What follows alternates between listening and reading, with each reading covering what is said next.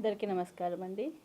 అందరికీ తెలిసిన విషయం ఏంటంటే, జిల్లా న్యాయ సేవాధికారి సంస్థ సిద్దిపేట వారు అనేక న్యాయ అవగాహన సదస్సులు నిర్వహిస్తున్నారు. అలాగే ఎవరైతే అర్హులో వాళ్ళందరికీ కూడా ఉచిత న్యాయ సేవలు అంటూ అందుబాటులో ఉండటం జరిగింది. అలాగే ప్రతి సంవత్సరం కూడా దేశం మొత్తం మీదుగా నేషనల్ లోక్ అదాలత్ కండక్ట్ చేస్తూ ఉన్నారు.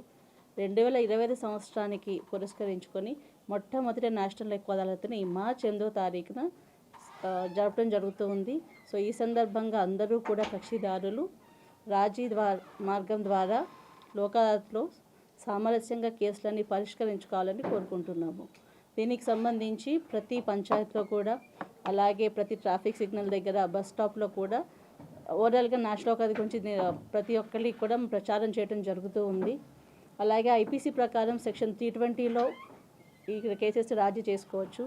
అలాగే కొత్తగా వచ్చిన యాక్ట్ ప్రకారం BNSSలో సెక్షన్ 359 ప్రకారం కూడా మీరు రాజీ చేసుకోగల కేసుల లిస్ట్ ఉంటుంది.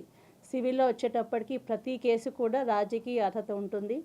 అలా సివిల్ కేసులో కనుక ఏదైనా రాజీ చేసుకుంటే కోర్టు ఫీజును కూడా తిరిగి ఇవ్వటం జరుగుతుంది. అలాగే భార్యాభర్తల కేసుల విషయానికి వస్తే ఒక విడాకులు మాత్రం రాజీ చేయటం ద్వారా ఇవ్వటం కుదరదు. బట్ సామరస్యంగా వాళ్ళు కలిసి ఉండటానికి కావాల్సిన ప్రతి దాన్ని కూడా మన లోక్ అదాలత్లో మనం సామరస్యంగా పరిష్కరించుకుంటే అవార్డు ఇవ్వడం జరుగుతుంది. ఈ లోక్ అదాలత్ ఏదైతే అవార్డు ఇస్తారో దానికి అప్పీల్ కూడా ఉండదు, ఒక్కసారిగా సెటిల్ అయిపోతుంది. సో కక్షిదారులు అందరూ ముందుకు వచ్చి ఈ విధంగా అందరూ సెటిల్ చేసుకోవాలని, ప్రతిసారి లాగే ఈసారి కూడా చాలా పెద్ద ఎత్తున ప్రజలందరూ ముందుకు వచ్చి వాళ్ళ కుటుంబాన్ని, అలాగే సమాజంలో కూడా సత్సంబంధాలు నిలుపుకోవటానికి లోక్ అదాలత్ ద్వారా కేసులు పరిష్కరించుకోవాలని ఉన్నామండి. 5505 కేసులు ఓన్లీ పెండింగ్ కేసుల రాష్ట్రం సాల్వ్ చేయబడినాయి.